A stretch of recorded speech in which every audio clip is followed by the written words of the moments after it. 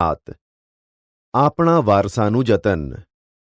વિદ્યાર્થી મિત્રો, વિશ્વમાં ભારત અનોખું સ્થાન ધરાવે છે. જ્ઞાન, વિજ્ઞાન, ધર્મ, સંસ્કૃતિ અને કલાના વિવિધ ક્ષેત્રોમાં ભારતનું મહત્વનું પ્રદાન રહ્યું છે. ભારત સમૃદ્ધ અને બેનમૂન વારસો ધરાવે છે. આપણો વારસો ભારત વર્ષની પ્રાચીન ગરિમાને વ્યક્ત કરે છે. તેથી આપણા ભવ્ય વારસાના જતન અને સંરક્ષણ માટે આપણે સૌ કટિબદ્ધ બનીએ તે આજના સમયની માંગ છે. સાંસ્કૃતિક વારસાના સંરક્ષણની આવશ્યકતા. ભારતનો વારસો વૈવિધ્યપૂર્ણ છે. સાંસ્કૃતિક વારસામાં સાહિત્ય, શિલ્પ સ્થાપત્ય, વિવિધ કલાઓ અને પ્રાકૃતિક વારસાનો સમાવેશ થાય છે. કુદરતી કે માનવ સર્જિત પરિબળો દ્વારા તે પ્રતિકૂળ અસર પામી રહ્યો છે. તેનું સંરક્ષણ કરવું ખૂબ જ જરૂરી છે. વારસો દેશના લોકોને ગૌરવ અપાવતો હોવાથી દેશની પ્રજા પોતાની ઓળખ વારસા સાથે જોડી તેને આદર આપે છે, જેથી તેના વ્યવસ્થાપન માટે હકારાત્મક દ્રષ્ટિકોણ કેળવવાની જરૂર છે.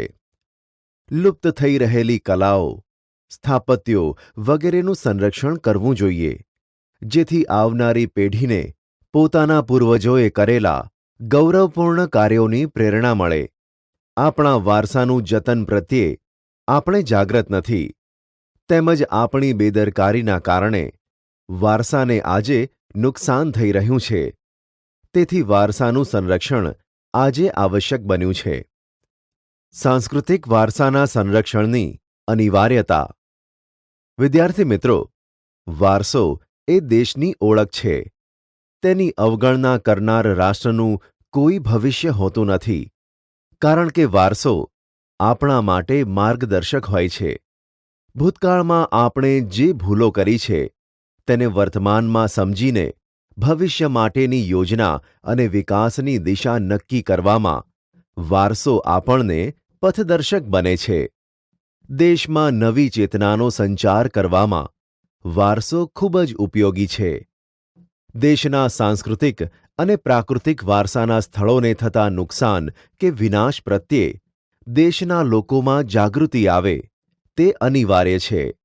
વારસાના જતન માટે માત્ર સરકારે જ નહીં, સામાન્ય પ્રજાએ પણ પોતાની ભૂમિકા નિભાવવી જોઈએ.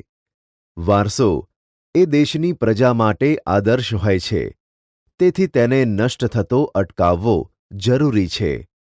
વિદેશી પ્રજાઓના આક્રમણ અને આપણી સજાગતાના અભાવને લીધે આપણા વારસાને ભયંકર નુકસાન થયું છે.